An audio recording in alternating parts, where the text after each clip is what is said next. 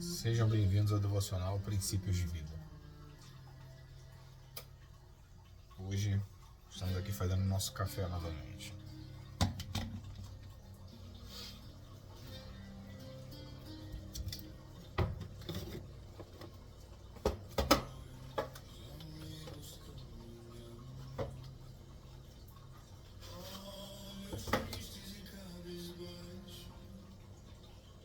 Hoje a nossa reflexão é sobre o capítulo 6 do livro.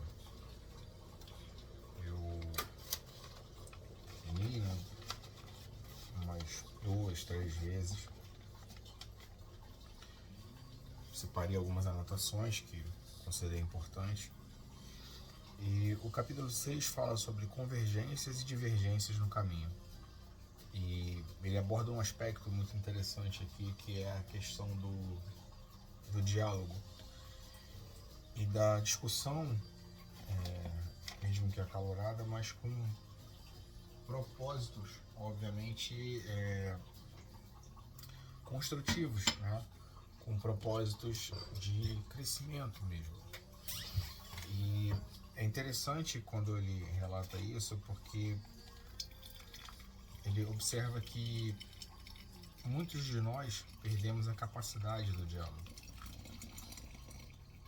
Apesar da gente viver num mundo globalizado, onde as culturas venceram as fronteiras, né? Venceram as barreiras, e a gente cada vez mais tem contato com outras culturas, com pessoas de outra cultura, né? Ou até com lugares diferentes dos nossos. As pessoas viajam mais hoje, conhecem mais lugares. Ainda assim, muitas vezes nós estamos fechados para o diálogo. Haja visto até a polarização, né, que aconteceu, política, ideológica, e a capacidade de tolerar o diferente, ela foi sendo diminuída. E isso muitas vezes até dentro do mesmo círculo, né? Ele relata ali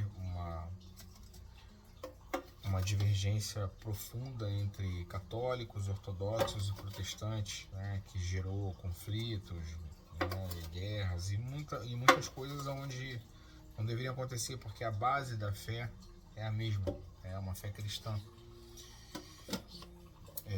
Então isso já mostra que não é uma coisa de pouco tempo. Né? Eu até escrevi uma letra refletindo sobre esse tema, né, do caminho de Emaús. E ele começa, né, trazendo, né, uma reflexão do Guilherme de Almeida, dizendo o seguinte: o caminho é um só, mas as jornadas são muitas. Minha alegria é caminhar com parceiros que amam a Cristo e que enxergam nele tanto o caminho como o próprio destino. Ou seja, dentro do mesmo caminho existem muitas jornadas diferentes. Isso aqui é muito interessante. Né? E quando ele fala aqui, no caminho conversavam a respeito de tudo, aqui já é o versículo, né, que havia acontecido. Enquanto conversavam e discutiam, o próprio Jesus se aproximou e começou a caminhar com eles. Eles estavam tão imersos ali tentando justificar o que aconteceu, tentando dar um sentido para aquilo que ocorreu, como se houvesse uma necessidade, né, de explicar tudo o tempo todo, de entender tudo o tempo todo, que acontece com todos nós. A cada problema que nós enfrentamos, a cada dificuldade que nós enfrentamos, a gente tenta justificar, tenta entender o motivo daquilo, tenta entender o porquê, o para quê.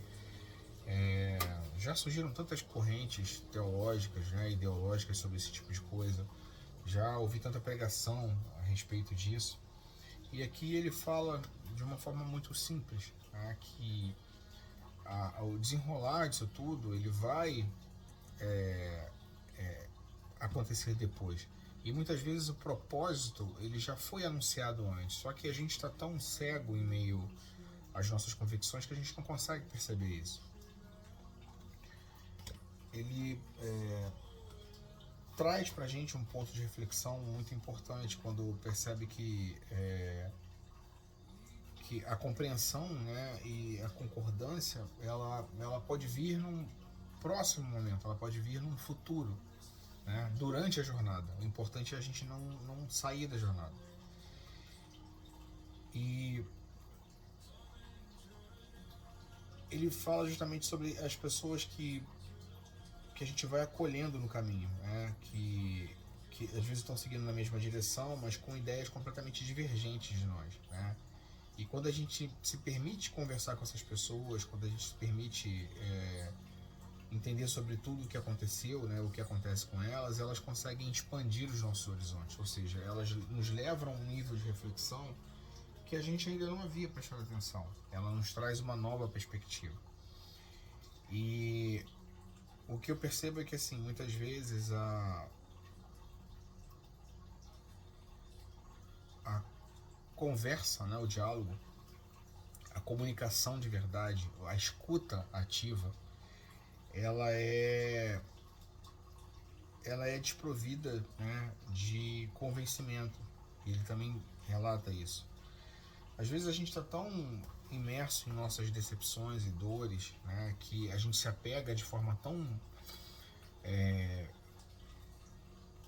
desesperado às nossas verdades, que a gente não consegue fazer uma escuta ativa de verdade, uma escuta de prestar atenção no outro e também aprender com o outro.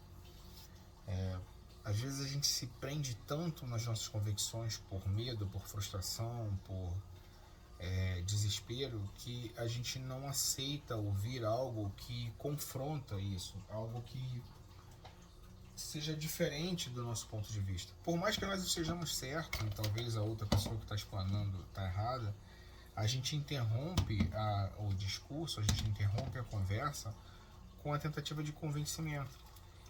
E se você não arrazoar tudo o que está acontecendo com a outra pessoa do outro lado, você nunca vai entender qual é a verdade dela. Porque todo mundo age da forma como age porque existe um motivo, né?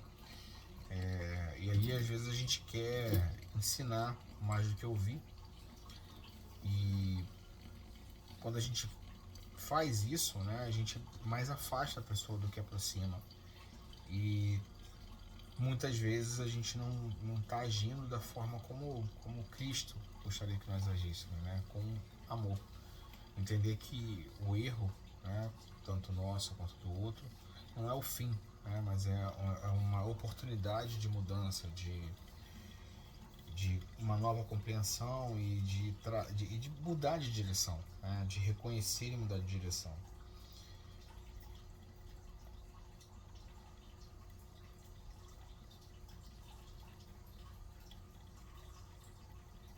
Tem uma parte que ele fala aqui, ó: por isso mesmo, respeitando quem caminha em outra direção, entendo que nem sempre é possível conversar acerca de tudo o que está acontecendo, principalmente se a conversa for motivo de debates estéreis.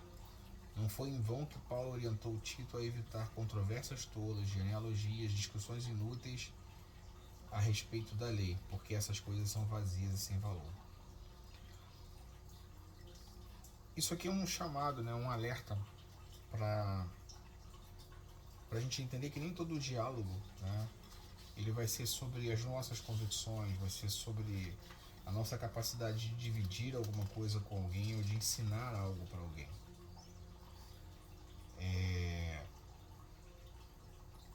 Muitas vezes a gente só precisa realmente ouvir sem entrar no debate, porque se a pessoa não está disposta de fato a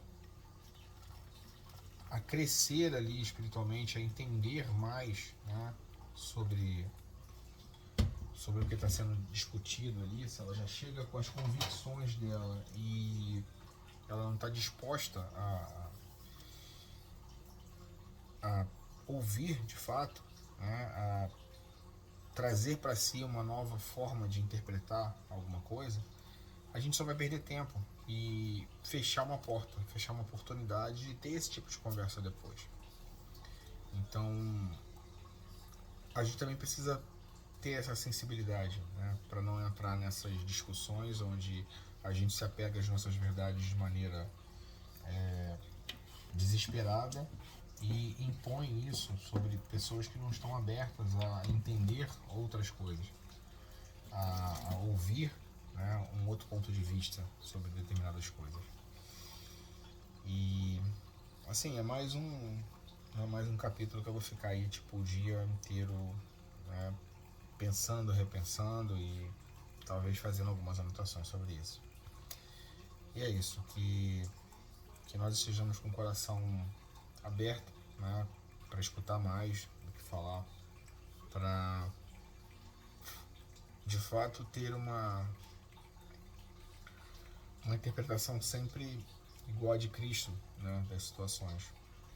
Ali no caminho ele encontrou duas pessoas decepcionadas, tristes, discutindo entre si, mas elas estavam em movimento, elas não estavam paradas, elas não se prostraram diante da situação de uma forma total, elas voltaram, estavam voltando para a vida antiga, mas de fato elas tinham alguma direção, elas estavam indo para algum lugar. E quando elas reconheceram aquilo, né, ou seja, quando Cristo chegou, conversou, arrazoou com eles e deu a eles em amor uma nova perspectiva do que estava acontecendo, mostrando para eles que tudo aquilo que ocorreu ainda estava sob o controle de Deus, ele não perdeu o controle de nada nas nossas vidas. E era necessário para que isso cumprisse o propósito dele, porque ele veio de fato com esse intuito. Quando eles perceberam isso, e isso ficou claro para eles, naquele mesmo momento, não importou mais para eles se era noite, se era dia, eles simplesmente voltaram para Jerusalém para poder conversar com as outras pessoas, para poder falar para elas que eles tinham encontrado o Mestre e que, de fato, as coisas não finalizaram aquilo que eles pensavam que finalizaram. Né?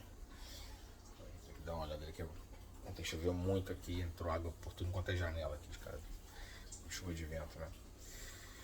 Mas é isso, gente. Que Deus abençoe o dia de vocês, que Deus abençoe a semana de vocês, que Deus abençoe as nossas reflexões e o nosso aprendizado no caminho.